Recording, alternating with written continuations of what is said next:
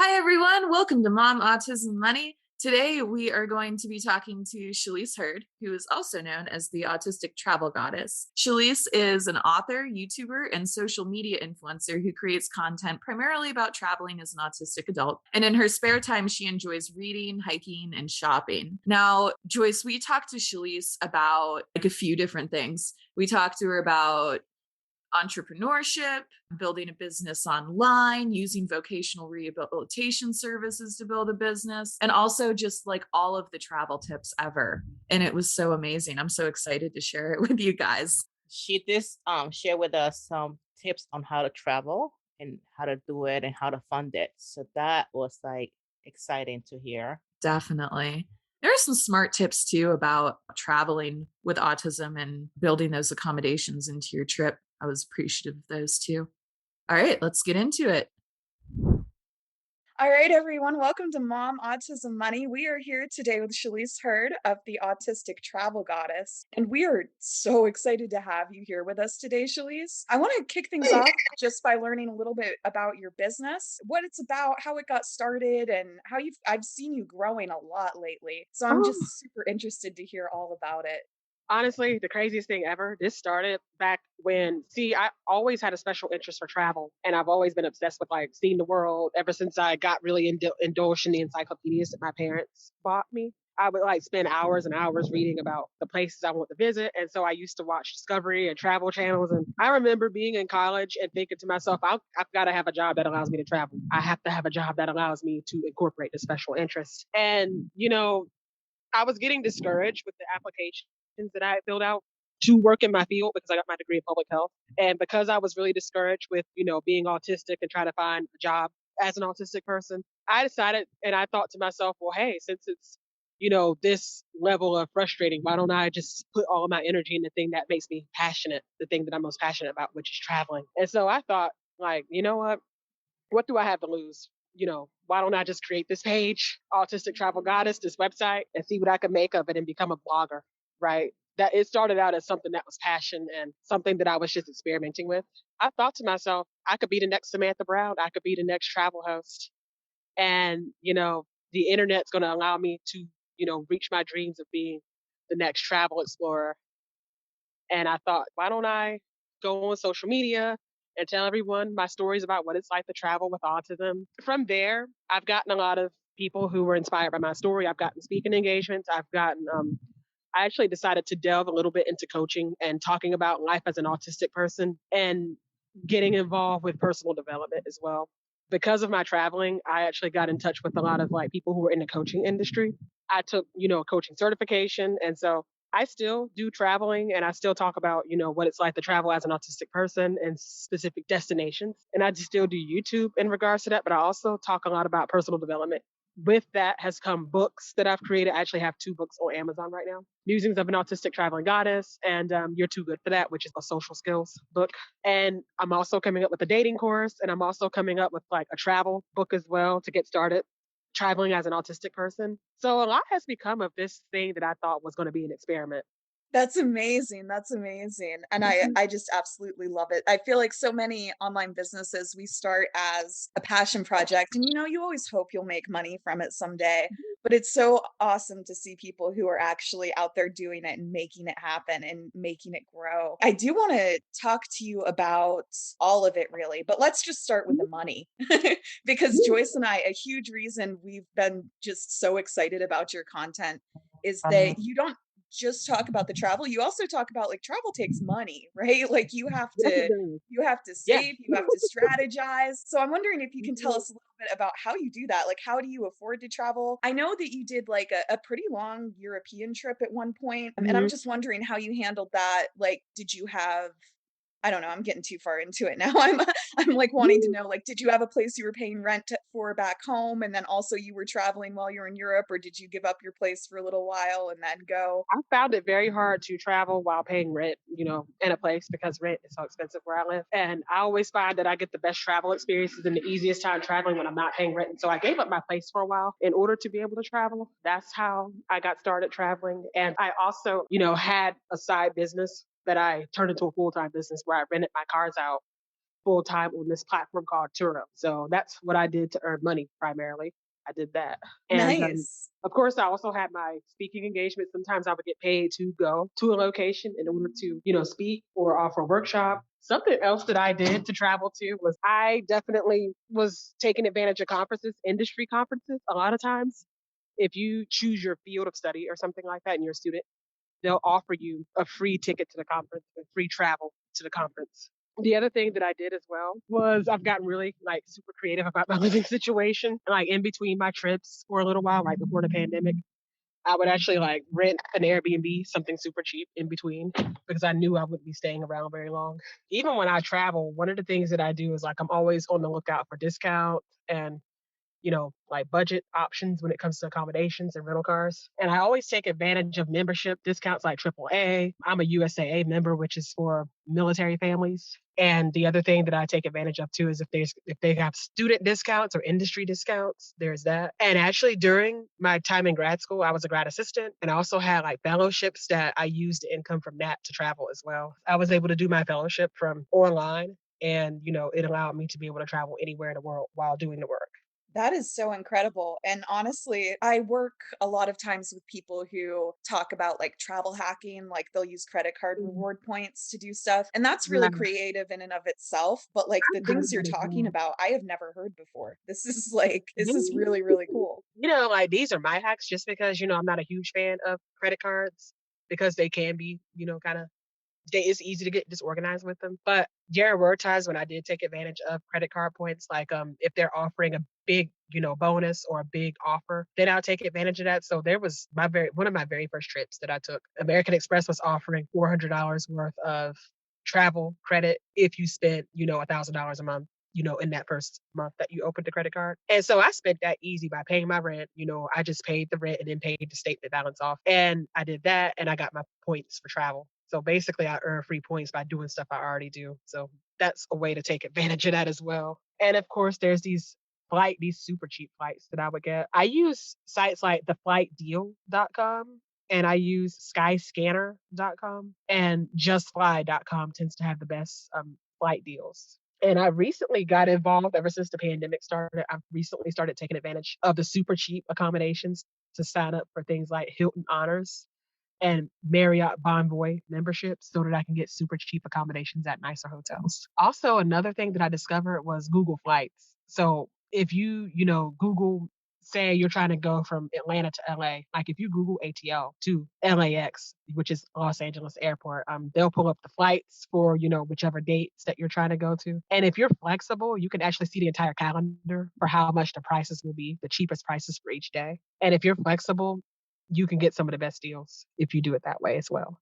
Oh my gosh, that's all so smart. I'm like writing down all these website names. And guys, as you're listening, if you want to just check out the show notes, we'll definitely include all of Yeah. these resources that Shalese is talking about today. So make sure to check out those notes. It really comes down to deciding what's important, because the other thing is people think that a lot of times people will think you're irresponsible by traveling and, spending money traveling. But the other thing they don't realize too is the things that you also cut back on or the things that you don't do as it is. Like it's easy for me to spend money traveling because I really don't do a lot of socializing. I don't go to bars. I don't go to restaurants. And so that right there makes it easy for me to travel for that reason. Yeah, it's all about trade-offs in personal finance. Like if we want the things that we really want, then we have to cut True. back on the things we don't care as much about. So Yeah. do you cook a lot? Like do you book places with kitchens or how do you handle like food whenever you're traveling?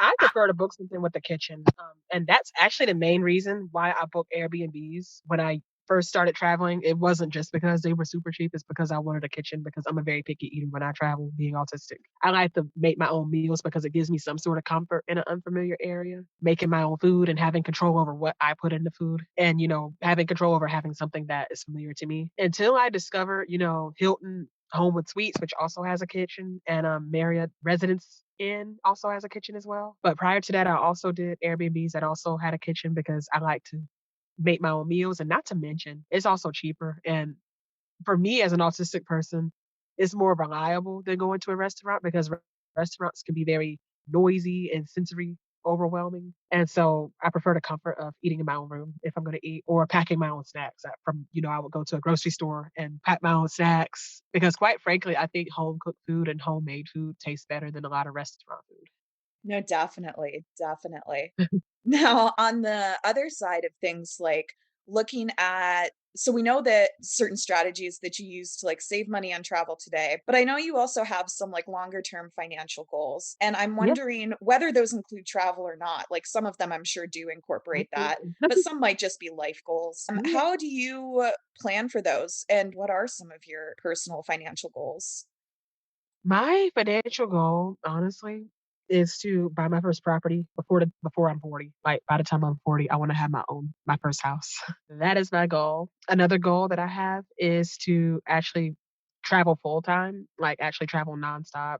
Go to places like Antarctica, New Zealand, Australia, the more far flung exotic locations that tend to cost more to go to. Those are my goals to go to. But my biggest goal is to continue to make money online so that I can afford to travel while staying long term in these destinations too. Because I don't want to go to a destination just for a month or just for a week or just for 2 weeks. I want to actually be able to stay in a place long enough to actually get the feel for it, like stay for months at a time in a particular location that I like. And my financial goal is to be able to like make my money online so that I can do that, continue to do that. That's awesome. That's awesome. And I feel like that just rings so true for so many of us millennials, right? Like, I want to buy a Yeah, house before I'm 40, location please. independence. Location independence is where it's at. And see, here's the thing. The reason I know that this goal is attainable is because living overseas, the American dollar goes further in other countries, right? And so it makes it easier for me to save money without depriving myself of the things I enjoy. I can actually live comfortably in other countries while saving money for my dream house. So it's a win-win situation. And I find that here in America, that's darn near impossible to do. No joke. No joke. Is there a specific like country or locale that you're looking at as far as purchasing real estate? You know what? I have had my eyes on having a house in Vancouver, British Columbia. I love Vancouver and the houses there, and it's just so perfect, the city, because you've got the mountains, you've got the sea, and I just love this progressive green culture that they have there too. Like I just feel very welcome and like I belong there. And the houses are beautiful. They have my taste in housing along with access to all the nature and the activities. And you get this spectacular view all the time. And I can't get enough of it. Definitely. It is so beautiful up there. And one thing that I've Mhm. noticed, I looked at moving to Canada and British Columbia seemed like super, like you were saying, super progressive and also just in like Yeah, healthcare access. It seemed like they were right. very much more autism friendly than the other provinces. So Totally. And that's the thing, because I looked at Quebec as well, but I cannot deal with the weather. And see, Vancouver, they have better weather than, the east coast of Canada because with the Rocky Mountains, and here's where I'm gonna be a geography nerd here. The Rocky Mountains blocks off that cold front that, goes through the west of Canada, the east of Canada. And so because it blocks that off, and Vancouver sits on the sea, it's not as frigid and it's not as cold in the wintertime as Montreal and Quebec City will be. absolutely. Absolutely. Now, I've heard you talk before about how travel has, you kind of talked about it a little bit just right here, but how travel has always been like a special interest of yours as an autistic Mhm. person, Yeah. particularly like this isn't just something that happened when you were grown. This was something that, when you were a kid, you were already looking into it and setting out to achieve it. So I'm Yeah. wondering how autism has proved a strength when it comes to travel and learning about these different cultures and just going to experience them. Oh my god. So I remember when I was graduating high school and I was looking at colleges to go to, and this one college ad came across my desk, that really made me fall in love. And the number one reason I chose this college is because of their wealth of study abroad programs that they had. And the fact that they offered a study abroad program my first year of me joining that school. And so I, applied, got accepted into the school, and I was the most excited I've ever been in my life. Like that was the most exciting day ever because I was thinking, oh, I'm going to go spend my first year in Scotland. I get to study abroad. I get to do all the things I wanted to do. Right. But I would say that me being autistic, I was dead set on doing it, because my parents were scared of me doing it. They actually were discouraging me from going to school out of state for that reason. And they also, were telling me that there were other things to do besides study abroad. And it's just my one track mind, as they say about autistic people. I get very focused on what I want. And it's like I can't hear anything else outside of what I want. I'm very driven about what I want. And so just the fact that I, sought out a school, I sought out a college specifically that would help me travel and, check off these things off my bucket list. The fact that I was willing to do all of that and see it through. And then when I got to the campus, plans kind of fell through and I didn't get to do the full study abroad program, but I still got to do the partial one that they offered in the spring semester. I still was able to do at least part of it. But I still saw that through. Like I remember I was getting monthly allowance when I was in college from my grandmother, and I would take my entire allowance and save it toward the trip instead of spending it on, socializing, restaurants, and going out with friends. I had friends who wanted to like socialize all the time and go out, and I didn't do it just because I was so focused on getting my trip paid for. Like I wanted to go on that study abroad program so bad that I did not care about anything else. Like I did not care if I was broke for the whole month as long as I went. No, absolutely. Absolutely. And you talked a little bit about how, your parents were kind of nervous about, I mean, Yeah, even going to school out of state, nonetheless, like right, traveling solo. I'm wondering if you can tell us a little bit more about people's misconceptions, particularly when you're autistic, and how right. those misconceptions can be kind of unfounded. Like you can go out and do things independently, you know? Basically, she was worried about the fact that, people would take advantage of me because of the fact that I had limited social cues understanding. I didn't understand social cues and I didn't understand exactly how to be friends with people or how to detect who's a friend and who's not. Because of that, she was worried about how I would handle college life and, if I would get taken advantage of, if I would get, made fun of and bullied like I was in high school, if it was going to be a repeat of all of that I've been through in grade school. That's what she was worried about. But one thing that I would say is that yes, I did have my challenges, and I'm not going to deny that I had my challenges in college. Like it was not rainbow and sunshine. But what kept me from falling too deep into the challenges was that I had an accommodation that allowed me to have a single dorm room. So instead of sharing a room and having a roommate, I was able to have a single dorm because of my disability. I had that accommodation. And I also took initiative to talk to my disability specialists on campus regularly, whenever things weren't going well. So I had that support system. And I think the thing is, parents in this case, they don't think that their kid will have the initiative to do what they need to do. But in my case, I knew what I needed to have happen. I knew, what my weaknesses were. And so I took it upon myself to seek out the resources that I know that I would need to succeed. That's one of the things that people don't think about autism. Like they think that we're not capable of taking care of our needs when really a lot of times we're the most resourceful people that you know. Absolutely. Absolutely. This is a question that I know Joyce and I have. Like my kid loves traveling. That is like when we're on trips and stuff, that's like their happy place. There are some accommodations that we have to make when we do that. So I'm Yeah. wondering, just like as an autistic person, like you've talked a little bit about some of the accommodations you make. You don't you don't go out to bars and stuff and you don't focus on the social stuff. And when you cook at home, things that you Right. like. Is there anything Mhm. else that you wish parents knew as they take their own kids on trips? I would say that first of all, I would say don't jam pack everything. Don't try to, jam pack everything in such a small amount of time. And what I mean by that is you may have an itinerary of things you want to see, but I would suggest spreading it out because what happens is, what if your child gets overwhelmed and they need to have a break and they need to have some time off?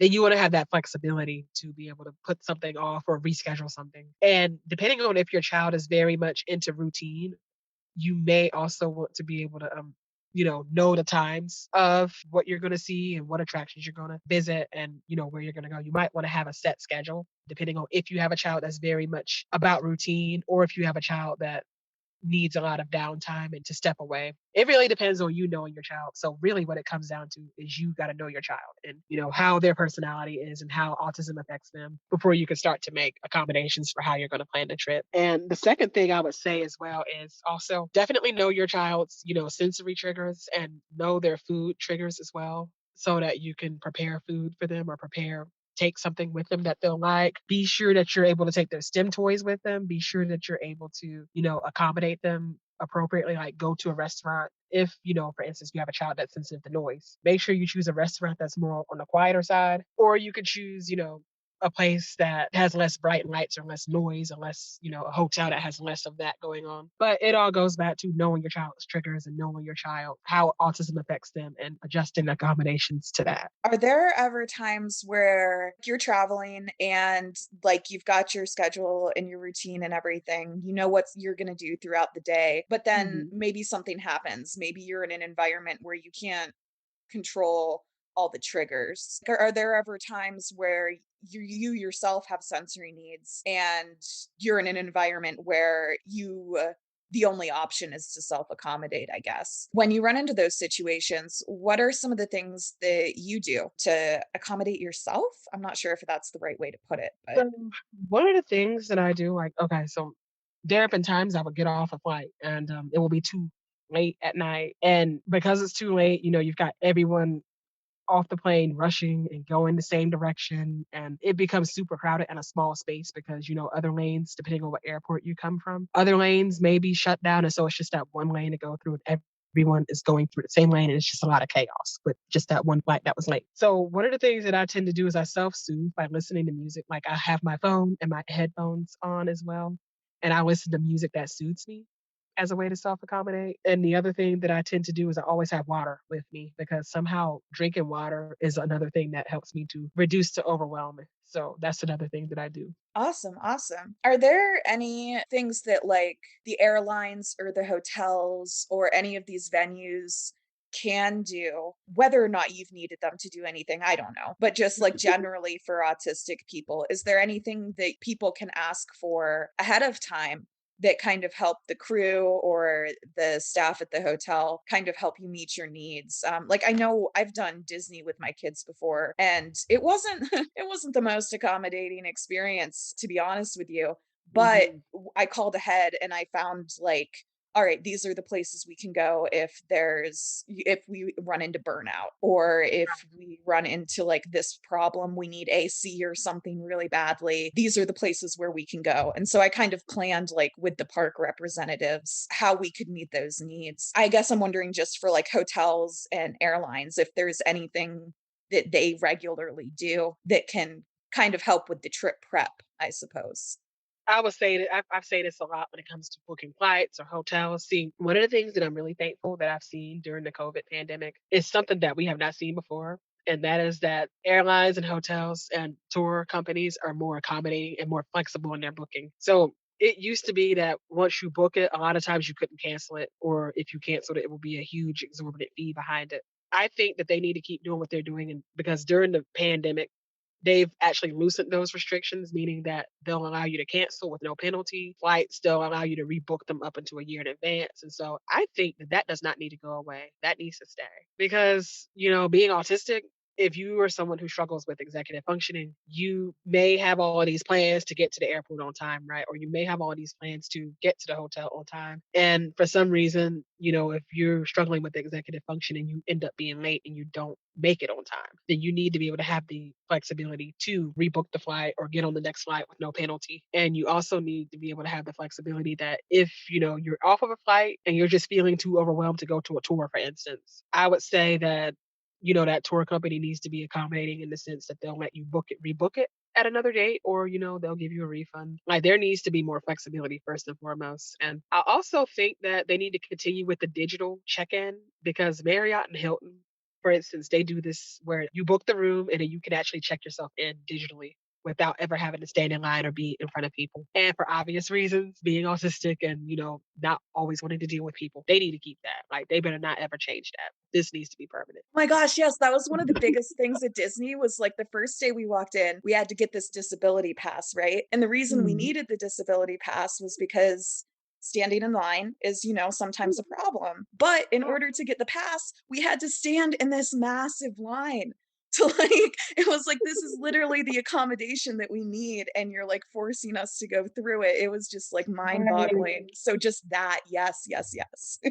And it's like I have a friend of mine who's physically disabled. She's got MS, and we were at Six Flags one time, and they made it so incredibly difficult to get the disability pass. It was ridiculous, and it's just like the person's obviously disabled. Why can't you just give them the pass? Like, why does it have to be all these loopholes you've got to jump through to get the pass? It's Absolutely, ridiculous. absolutely. I feel It's like like they made accommodations so hard. They need to like make it easier to get accommodations. Otherwise, people tend to go without. And truth be told, you're going to lose a lot of money from the autism or the disabled population if you don't make these things easier. Absolutely. And that's like, I feel like I know specifically, it's probably with a lot of these theme parks, but I know specifically with Disney, their excuse a few years ago, I don't mean to keep talking about Disney. We've been there like a couple times, but it's not like the only place we go. But like their excuse for making these passes more difficult to access was they said like, oh, well, able people were taking advantage of them. So therefore we have to make it harder to get. And that just like, it makes me so upset and so angry. It's like you're assuming that people are faking their disability and then you're actually making access harder because you're trying to punish abled people. Like I don't get it. I just don't understand it at all. Whenever people say anything, and this could be anything like, whatever, but it's just whenever I hear the terms that people are using or taking advantage, able bodies or, faking a disability, and this could be any situation. I get mad when I hear that because, first of all, I don't even see the logic in that. I don't believe that that's happening to the extent that these people are saying it is. I just don't imagine that that's happening like that. I think it's a matter of these companies are too lazy to accommodate or they're unwilling to accommodate. Oh my gosh. Yes. Yes. Oh, I'm so happy you're here. So, like, you've managed to turn the traveling into a business. So, whether people are looking at this is a major thing that we talk about because I feel like we see a huge employment gap because of ableist discrimination in our society, right? Not because autistic people are incapable of work, but because we deny people opportunities to work in a way that Mhm. is good for them. Oh And my so goodness. I think that for, we also see like with parents, for all you parents listening, especially with maternal income, we see maternal income go down whenever you have an autistic child because of a lot of that same ableism and also a little bit of patriarchy mixed in for fun. I feel Mm. like entrepreneurship is like a really good way for people to kind of combat that. But Yeah. as you're building a business, if you don't have access to like a business incubator or resources necessarily to help support you in that, do you have any tips for people who may be trying to start their own business, whether it's travel related or not, to kind of take things from the passion level to the income level?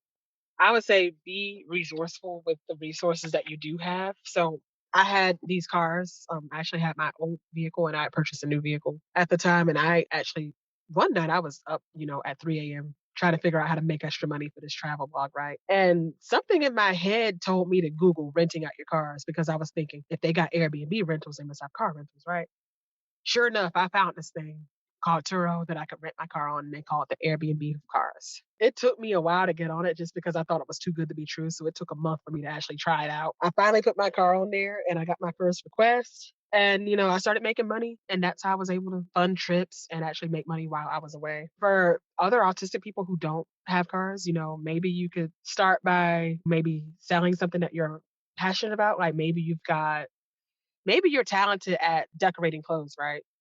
Maybe you're talented at, drawing or having some kind of art talent. You could see if there's a way that you can sell those, like you could sell that service to people. Another thing that I've done that I actually found really stressful and I did not enjoy it. I've done things like DoorDash, I've done things like Grubhub, I've done things like Amazon Flex and, like side gig type jobs. And I was not particularly in love with them, but I did that as kind of a way to be able to afford the thing that I had a passion for. So I would say, depending on if you can handle that level of stress, like if you choose to do those gig jobs, definitely pace yourself. Like don't try to pressure yourself to do it all day or make this amount of money. Like do it. And then if you feel overwhelmed, stop. Like don't pressure yourself to overdo it, but do it as much as you can. That's what I would say if you choose to embark on gig work. And then, of course, there's like things like freelance. So if you like to write, for instance, for a topic, like if you're passionate about a particular topic and you're good at writing, you could take advantage of that. But basically, what I'm saying is, be resourceful and think about the things you're good at. Think about what you're good at and see if you can sell that to like your neighborhood, sell that to your friends, family, coworkers. Like, see if you can actually try to sell that in your community. Start that as like a side hustle. If you're really good at that, you can use that money to fund whatever else you've got what you're passionate about. Also, too, like if you're in college, another thing to think about too is if you're in college, maybe you can see if there's extra financial aid you could use to invest in the business you want to start. You could see if the SBA has grants because there's SBA funding, but personally, I did not have access to that, but I know some states may have access to that as well. There's something you can look into as well. Also, another helpful resource that I found was the Office of Vocational Rehab. They had this business program where they'll actually give you free access to business mentoring. So if you choose to go the employment track or if you choose to go the self-employment track, they have a section where they'll actually help you walk through the steps of starting a business. So there's that. Yeah, like I would say take advantage of as many like free resources as you can when it comes to building a business because we don't always have the funds to invest or, go into debt. I don't suggest like using credit cards or loans or anything like that because having the stress of debt can actually be detrimental to your creativity when building a business. So I don't suggest that route whatsoever. But I do suggest, looking at as many free resources as you can. Absolutely, absolutely. And I'm so appreciative of all those resources. Those are great. One in particular that I want to draw to people's attention because this is something that I've noticed that a lot of parents just aren't informed about their Mhm, Office of Vocational Rehabilitation. And there's mhm. lots of some states use the federal government gives each state money for these offices, and then each state kind of uses the money differently. You might find some similar programs across states, like some states will even help you pay for your college. I know here in Pennsylvania, residents can Oh, get like a grant equal to a mhm. Pell Grant from OVR. And so that's really cool because I didn't even think about that's so smart with the business mentoring. Definitely, guys, know that that exists. It's called something slightly different in every state. I have a link Mhm, with you can check out like each state what it's called, go to their website and everything. I'll post that in the show notes. But mhm. I feel Yeah, like that's such a huge resource we're not educated about as and that's parents. the thing because like I feel like entrepreneurship is so vital to us because really, and I may be biased when I say this, but I feel like it's actually the only way that we could truly get the things we deserve because you may get accommodations in school. And that's the thing about doing well in school versus getting out in the real world. You may get accommodations at, school or get to do really well in school. But once you get out in the real world, these jobs I hear, you know, I have friends of mine who complain about how jobs don't accommodate them. And I've experienced it myself when I had jobs, out in the real world that were not very accommodating. Entrepreneurship is the only way that we can actually get what we deserve in a way that works for us. No, it makes total sense. It makes total sense. And again, a lot of parents might be thinking, but the ADA, which is very true. The ADA Mhm. exists, but Yeah. compliance with the ADA is not great. So, Mhm. I find that it's too many loopholes that these employers get out of when it comes to complying with the ADA. uh, Like, there's always some kind of loophole that they exploit to get out of complying. yeah, it's almost like they study that rather than the law. Right. Oh, it's so frustrating. Can you just tell us about some of your favorite trips? And it doesn't even have to be related to the money or business side, but just what are some of the most inspirational, breathtaking places you've seen? What are some of those really powerful experiences you've had while you're on the road?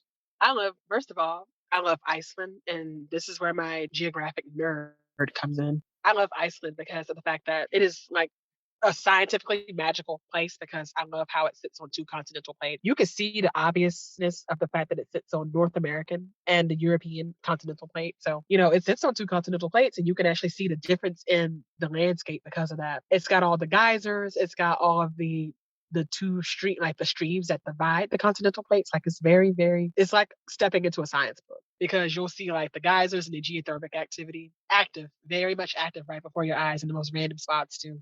So you'll be driving down the highway and you'll see the icebergs, you'll see all this volcanic land because it's also very volcanic. And you'll see all the geothermal spas and the geothermal pools. And also in the winter, you get to see the aurora borealis, which is a fascinating phenomenon. And what I really, really love the most is that like I was in Iceland again for one summer. I went in a winter and I went in a summer back in 2016. And I was actually driving around 1 a.m. I was driving around looking for food, right? And I kept wondering why everything was closed. Like, why was everything so closed early, right? Because it was still daylight. Come to find out, it does not get dark in the summer because it's so far up on near the Earth's axis that it does not get dark fully. And so it took me a while to get used to that because I'm used to it being dark when you sleep at night, but it didn't even get dark. And, I just thought that was so fascinating the way that it was positioned in the earth. And it just really made me feel in touch with like how the earth functions and how the earth's created and just like the processes, that go behind why you're seeing what you're seeing. Like it just really made me feel like, wow, like it was really breathtaking to see that at play, all the stuff that I've learned in geography and in the textbooks that I used to nerd out on. It was really like, oh my God, like words can't explain how much I loved seeing that in action in person. And I just really felt like I was on top of the world to actually witness that with my own eyes. That does sound so amazing. Yes. And another thing that I really enjoyed was I really seriously enjoyed Luxembourg because I liked how low key it was compared to the rest of the cities in Europe. I enjoyed how low key it was and just how, it was historical, but at the same time it was modern at the same time and it was small. It was small enough for me to really gather what the place was about. And Luxembourg City, particularly, it sits on two levels because it actually was built from a castle ruin and it sits on two layers. And just looking at that is very fascinating. Like the city has like a lower level and then, there's the upper level of Luxembourg City. And I love the fact that they have three languages that they speak. I also speak German, so I was able to use my German there. They speak Luxembourgese, German, and they speak French there. Actually, they also speak Dutch too, so that's four languages that they speak. And, like it was really, I kind of like that feeling of kind of being in four different countries in one. So that was really fascinating as well. That was something I was gonna ask you about as soon as I heard Luxembourg. I was like, "Oh my gosh, what's the linguistics behind that?" That's so cool. So they have Yeah, their own language, like Luxembourgese. Like, I did yeah, not know that. Luxembourgese actually sounds a lot like German. Like the way it's written and the way that it sounds a lot like German, but it has a lot of French in it as well. So I said a lot of, I spoke German and still understood me there because again, they speak a lot of German there as well. There's French and then there's Dutch, which Dutch is also, it's in the same family as German languages. Germanic languages, technically, when you think about it, Germanic languages is English. We're technically in the same family as German. You've got Dutch, you've got German, you've got Luxembourgese, you've got Swedish and Icelandic languages. You've got that within that family. Yeah, like it's really amazing when you look at all the language families. You're going to be really shocked to learn. Yeah, definitely. I feel like with English, our old English, it's Yeah. so easy to see, like, when you go back and look at the older manuscripts, you can Yeah. see how the grammar is related. And then just with modern English, I feel like we've just cut off a lot of the I don't know, the similar grammar structures that we used to share. But that's such a good point that they're all related. Right, kind of like Romance languages, for instance, is considered things like French, Italian, Spanish. Those are considered the Romance languages. And when you look at Italian and Spanish, they look very similar. And I haven't studied either of them, but when I look at the, wording and just like certain basic words that they have is very similar. I actually studied German and Russian when I was in college and high school. So that's a whole You other ball studied game. Russian too. I studied that for a little while. That I was gonna ask you, like, what other languages did you study? Like, because that helps so much when you're on the road, I feel like. Yes. And, I cannot wait to go to Russia because Russia was one of my special interests, and I cannot wait to visit one day when this pandemic ruined my travel plans because I was so looking forward to seeing some of these places. Hi everyone, post-production Brynne here. I just wanted to take a second to let you guys know that when this interview was recorded, it was January. The reason that we are talking about Russia here without any mention of what's been happening in Ukraine and the invasion on their sovereignty is just because it purely hadn't happened yet. So I just don't want anyone to think that we were ignoring that or that we endorse it just because we're talking about Russia. All right, cool. Let's get back to the conversation. Is there a particular part of Russia? Are you trying to visit like the cities? I know there's way more rural but then like out east there's like a lot of that like natural stuff. Do you have any like specific part that you're trying to visit? I want to see St. Petersburg, Russia, and I really, really, really seriously want to visit the more remote Siberian region because, like it's closer to the Arctic, and I've just been really fascinated by cultures that reside along the Arctic. What draws you to them, do you think? I know with Iceland, we were talking about, you're kind of connected to nature so heavily, and you Yeah. can literally see it physically manifested around you, like all these things that we learn about in science. And Yeah. is there something similar with the draw to Arctic cultures in Russia, or what is the Um, through line for you?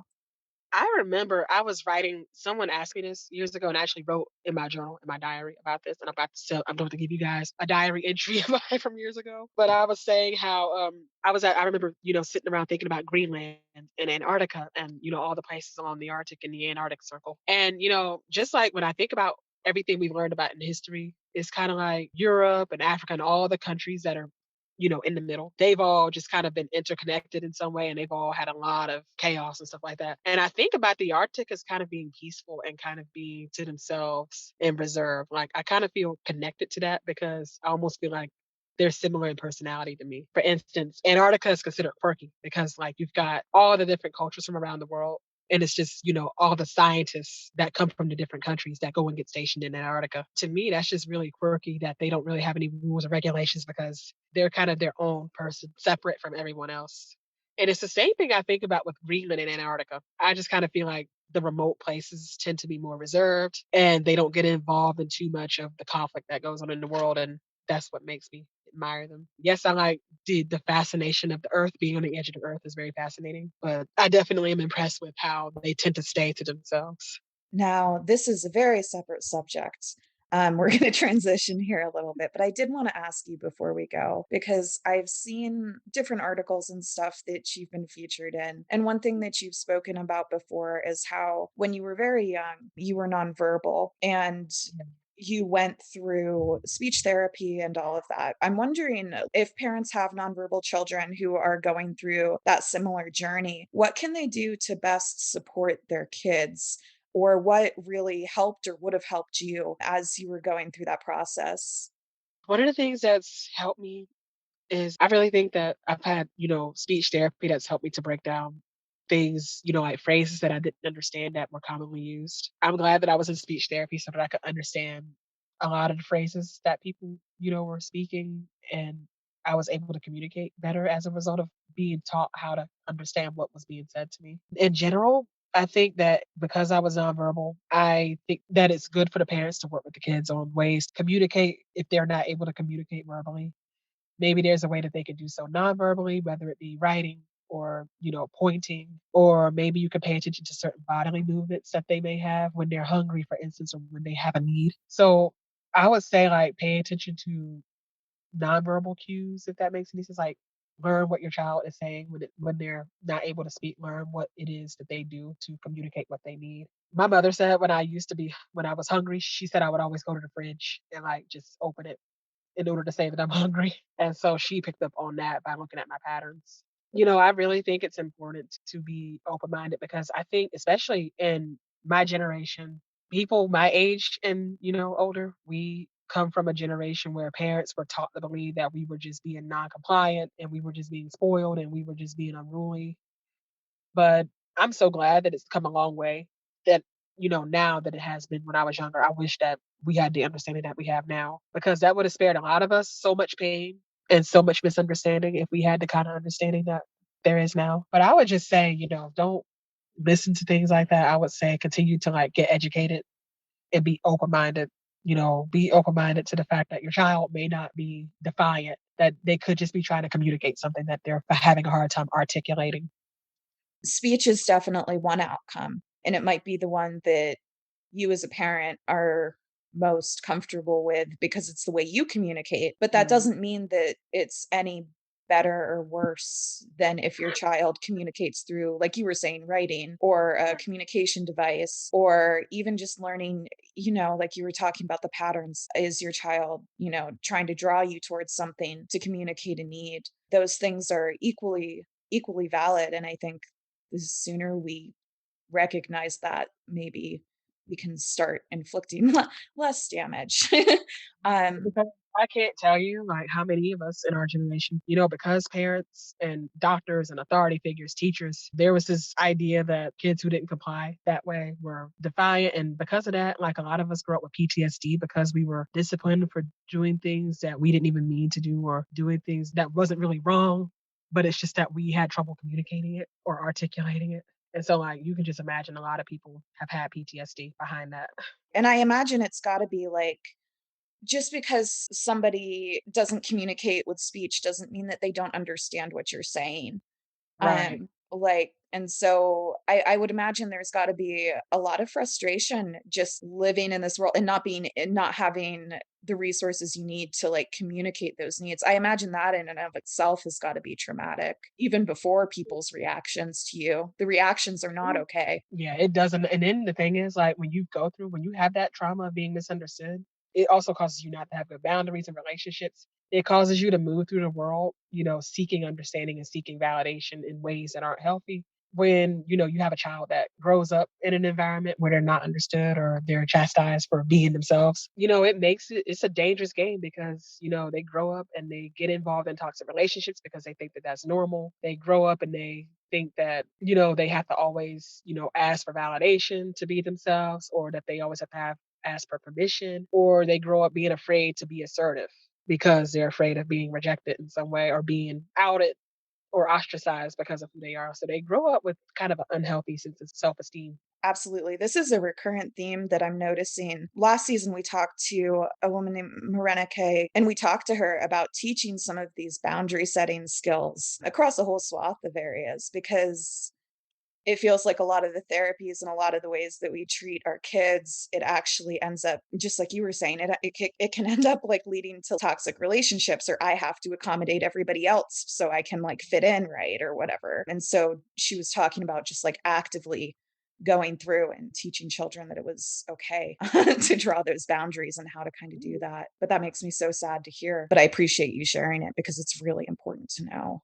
Oh yeah, definitely. Now, before I let you go, Shalese, Joyce and I always like to end these things by acknowledging that we don't know what we don't know. And I'm wondering if there's anything else you think it would be important for parents of autistic kids, parents of autistic entrepreneurs. Is there anything important for them to know that we just haven't covered yet today? So I want to touch on this whole thing about, kids, this idea that your autistic child is lazy or unmotivated just because it seems like they're aimless or directionless, or it seems like they're not making enough progress. It's not actually laziness. It's oftentimes either a lack of resources or or it's plenty of overwhelm. It's a lot of overwhelm as to where to begin. A lot of times it's really easy to get overwhelmed, especially when you've got obligations, you've got responsibilities, and you just don't know where to begin. And it can look like you're being lazy when actually you're just paralyzed because you don't know where to begin. And it looks like an overwhelming situation and a tough mountain to climb, I would say. And also, I would also say that instead of,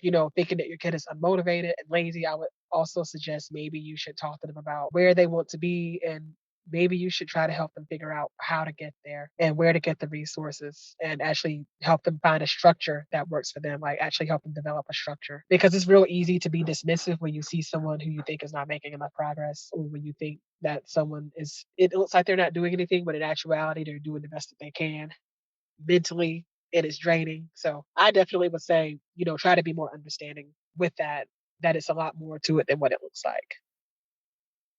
1,000%. If you had a friend or something who was like feeling super overwhelmed and like, again, I've got to imagine there's like a massive level of frustration that comes in that from being motivated, but not being able to start. Are there any things that you would do to help them? Or like, are there any things that help you whenever you're feeling that overwhelm? I get overwhelmed all the time. But one of the things that helps me is to like actually talk it out with one of my closest friends who's also into business. She's also an entrepreneur. And so like what helps me is that talking to someone who's like-minded and who's in a similar situation, and we can actually go through a list of things that I could do to like help reduce the overwhelm.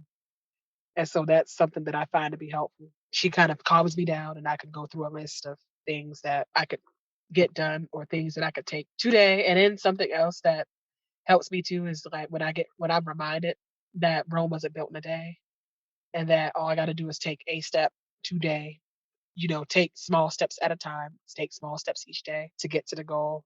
Because I think we get overwhelmed because we think that we have to do all of this, we think we have to do all this in a month, for instance. And that's not the case. Like we have to realize that building something sustainable and being successful at it is not going to happen overnight.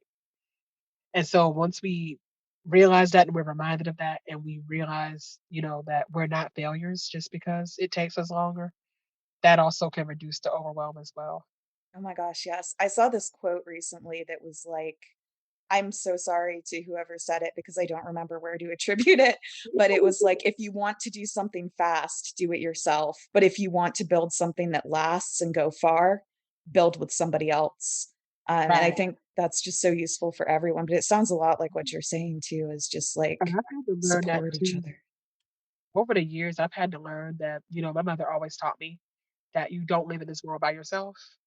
And I've learned that the hard way. So many times I've learned that the hard way because I've maxed out what I could do on my own. And so it comes to the point where I have to ask for help and I have to, build with other people. And then I had to get over my shame in needing help because one of the things with us with autism, one of the things they say about us is that we have a hard time asking for help. And I know for me, that is 100% true. Like asking for help is the hardest thing to say ever. But it takes me, a lot to accept that I need help. And once I accept that I need help, then it's still kind of a struggle to reach out and ask for it. But I find that once I reach out and ask for it, it's like I took a weight off my shoulders when I did that. Absolutely. Well, thank you so much, Shalese, for being here with us today. And guys, so many resources today. Please check out the show notes. Thank you so much. Thank you for having me. Thank you so much to Shalese. And guys, if you want to check out her work, be sure to look in the show notes. You'll be able to find her YouTube channel, her Instagram. You'll also be able to find a link to, she mentioned she offers coaching services. And so you can also find a link to where you can book with her there. And please make sure that you support autistic businesses. It is important that you do. Absolutely. Absolutely. And if you're looking for other businesses run by autistic people that you want to support, you can go back to our Black Friday episode from season 1. We sat down and got to meet a whole bunch of different business owners across a whole bunch of different areas. And Shalese was actually one of them. And we're glad that she came back and did like a full interview with us today. It was really cool. We learned so much. And we will see you guys next week. We'll be talking about different strategies and ways that you can successfully, keyword there, successfully apply for SSI or SSDI with Dina Gasner. We are very excited about that one. In the meantime, make sure you're subscribed to the podcast, whether you're listening on Apple Podcasts, Spotify, Google Podcasts. And what that does is every time we release a new episode, it will automatically download for you on that platform. You can also subscribe to our email newsletter by visiting our website, momautismmoney.com. And you can join us on Facebook, where we have a private Facebook group and you can ask questions. If you want to submit questions before we have a guest on an interview, that's a great place to do it. All right, we'll see you guys next week. Bye. Bye.